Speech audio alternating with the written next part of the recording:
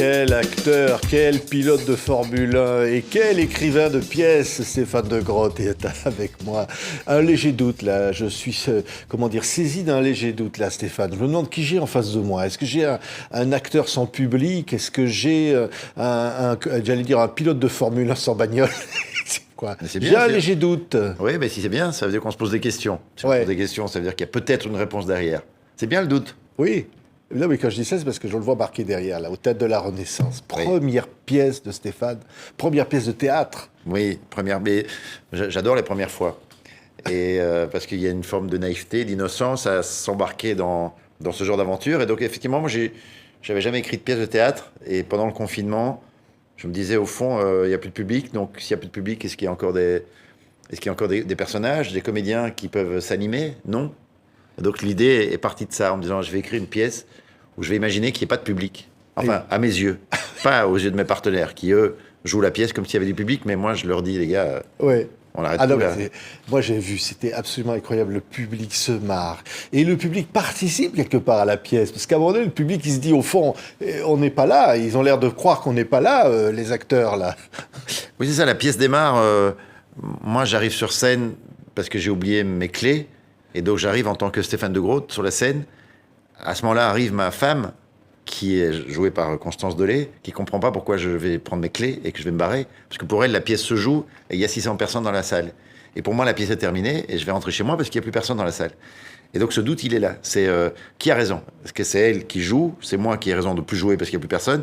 Et donc le fait de convoquer le public, malgré lui, il devient un personnage de la pièce. Et on en joue... tout le temps, quoi, parce que moi, je rentre dans le jeu, je sors du jeu, je reviens dans le jeu.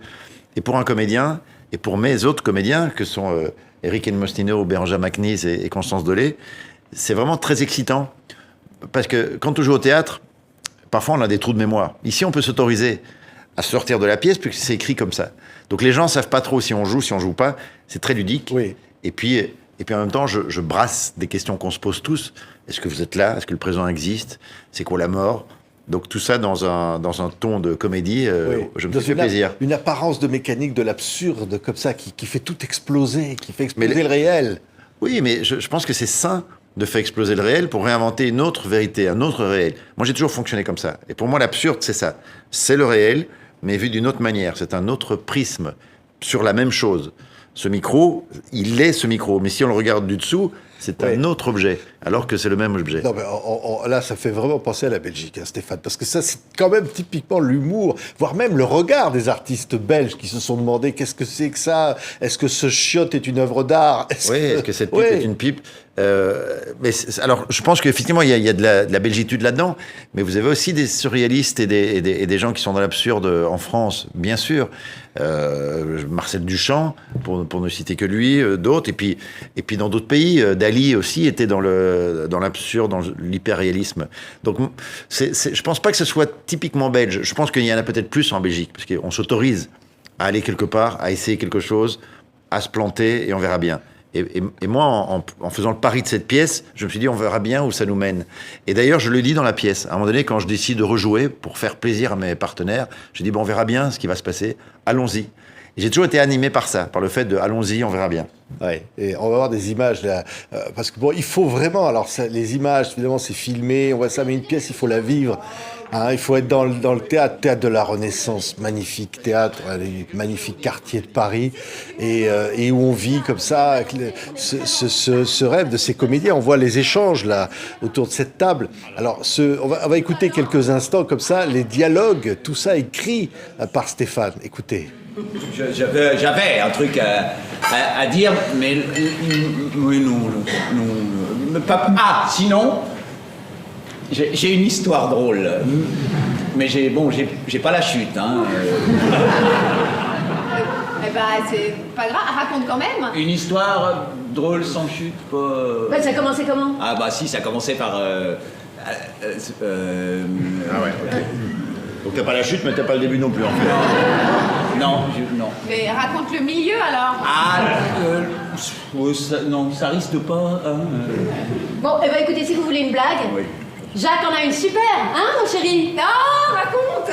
J'adore ça, moi, les blagues. De manière générale, j'adore rigoler. Et d'ailleurs, c'est vrai, tout ce qui est drôle me fait rire. C'est un peu le principe, hein, chérie. C'est vrai qu'elle est très bon public. Hein. C'est vrai. Non, mais c'est vrai qu'on entend là le public se marre. C'est vraiment, c'est jouissif ça. Ah, mais Stéphane. c'est indescriptible. Alors moi, il y a des soirs où je redeviens spectateur de ma pièce. Parce que j'ai la chance d'être entouré par des acteurs extraordinaires. Eric Elmosino, je pense que c'est un des meilleurs acteurs que nous ayons aujourd'hui en France. J'ai la chance de l'avoir. Mais je le dis sincèrement, c'est une bête de scène. C'est vrai. Et puis il joue le rôle d'Eric Esposito. Hein. Alors il joue Ah, une partie de la pièce, il joue Eric Elmosino, une autre partie, il joue Alain, mon ami, qui vient dîner. Bérangère Macnise, je l'ai rencontrée sur un tournage d'une série. J'ai fait une scène avec elle, je me suis dit, mais c'est qui cette femme? C'est quoi cette comédienne de fou? Donc je l'ai rapatriée dans l'histoire.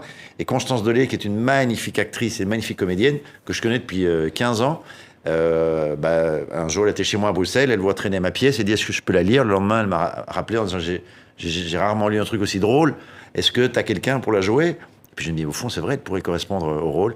Et puis voilà, c'est comme ça qu'on a créé notre quatuor. Ouais.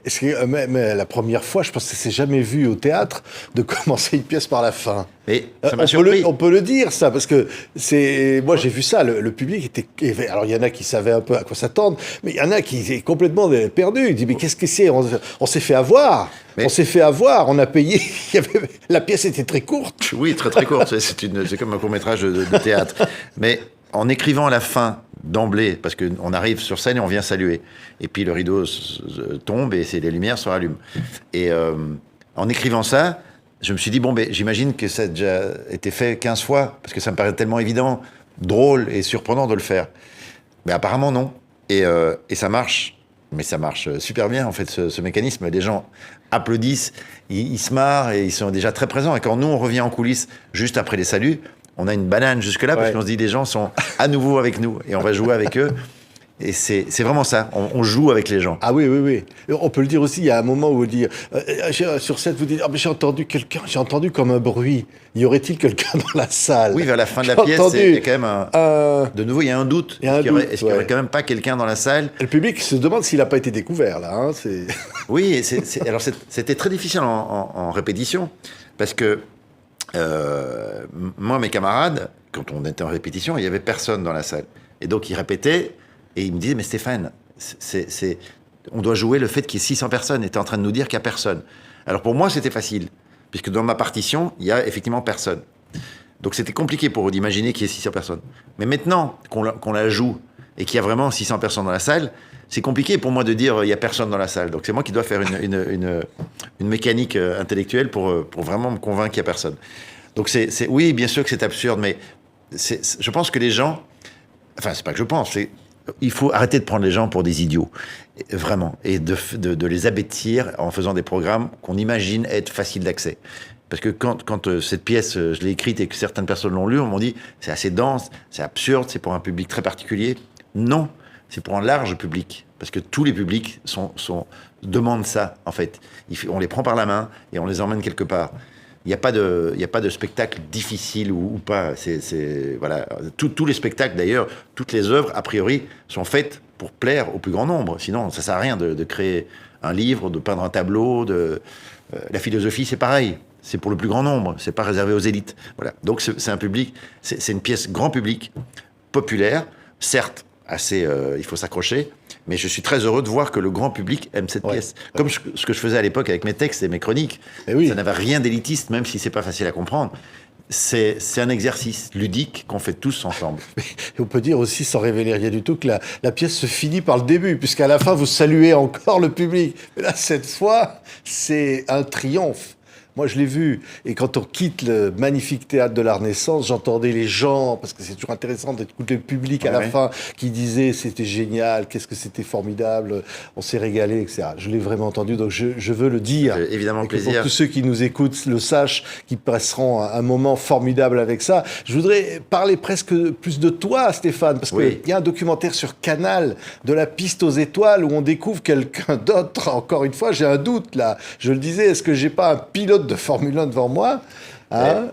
Ça me touche cette photo, parce que de voir mon casque, de me voir dans une Formule 1, dans la Formule 1 d'Esteban Ocon, c'était... Alors oui, quand j'étais plus jeune, j'ai fait 15 ans de compétition, et je me suis arrêté à l'antichambre de la F1, je me suis arrêté à la Formule 3000.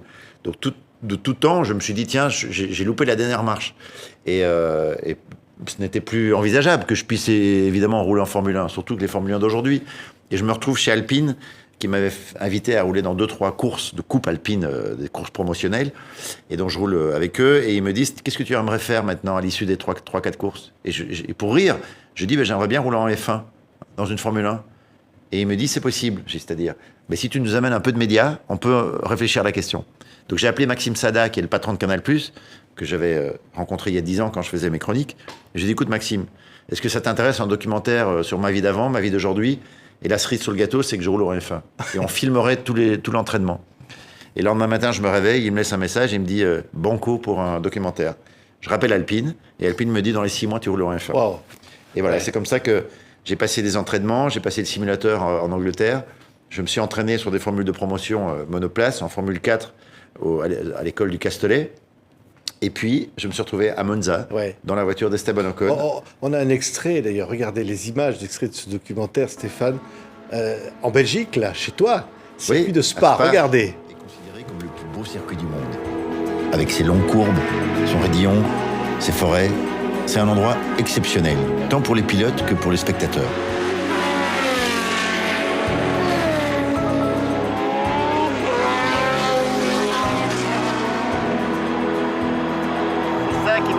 Qui m'a donné envie de faire la Formule 1. Bienvenue dans les paddocks de Spa, et plus particulièrement dans le stand Alpine pour observer la séance d'essai qualificative. Je me retrouve au milieu du team avec une partie de l'équipe qui devrait s'occuper de moi à Monza. C'est un endroit tellement exclusif, et je suis là. Alors je pense à mes 15 ans et les barrières que je devais escalader pour apercevoir un bout de voiture sur ce même circuit. Ça me fait bizarre d'être là, à 1 mètre de ces Formule 1, et de me dire que je vais peut-être avoir la chance d'essayer cette même voiture. Incroyable, hein, Stéphane. Voilà, c'est le gamin de 15 ans, là, qui était derrière les barrières à Spa, qui allait voir les bagnoles. C'est ce gamin de 15 ans dont vous parlez, qui avait aussi envie de se retrouver à Paris, au théâtre. Et c'est ce gamin qui se retrouve dans cette voiture. Je vous assure, je vis un rêve éveillé, je me pince tous les jours, là. Parce que de livrer une pièce que j'ai écrite, qui soit joué par des acteurs que j'estime absolument dans un théâtre magnifique, de vous parler de ce documentaire où jamais de ma vie j'aurais imaginé pouvoir me retrouver dans une Formule 1. Je me dis que j'ai beaucoup de chance, et de pouvoir vous en parler et de compter tout ça. Et à l'arrivée, c'est de se dire que y a rien, vraiment, je suis convaincu de ça, rien n'est impossible, et qu'il faut vivre tous les jours en se disant que il faut aller décrocher les étoiles, il faut aller sur la Lune, il faut être vivant. Et quand on voit les événements en plus de ce qui nous arrive, en fait, quand je dis ce qui nous arrive, parce que ça nous concerne en fait directement, cette espèce de chose effroyable, chaque seconde est importante à vivre, à profiter. Voilà. Ouais. Donc j'ai de la chance. Ouais. Et c'est génial, parce que nous avons aussi de la chance de nous dire que voilà, on peut aller entrer dans un théâtre et se retrouver coupé de ce monde terrible, et comme ça, pendant le temps d'une pièce, de se rincer la tête, rire ensemble, rire avec un public. Et oui, se souvenir que c'est bien d'être ensemble, de se souvenir que l'autre est important, et que c'est ça qui fait la notion de l'humain, de l'humanité, c'est de considérer l'autre. Enfin bref, on pourra en parler longtemps, parce que c'est quand même très lourd comme sujet, mais voilà. Je voulais témoigner aussi de cette solidarité absolue que j'ai envers le peuple d'Israël. Merci. Au Théâtre de la Renaissance. Cours et voir, léger doute, la comédie de Stéphane de Grotte. C'est absolument formidable. Merci Stéphane d'avoir été avec nous. Merci à vous. Merci beaucoup.